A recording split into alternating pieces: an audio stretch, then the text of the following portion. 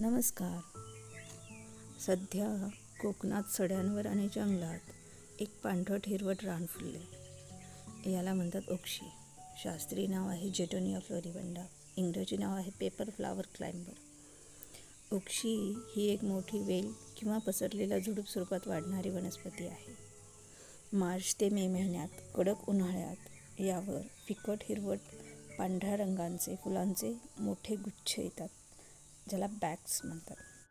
ओक्षीचं अजून एक वैशिष्ट्य म्हणजे ही एक जादुई वनस्पती आहे. होय, खोडात पाणी साठवण्याची याच्यामध्ये क्षमता असते. ओक्षीला निसर्गाची वॉटर बॉटल पण म्हणतात.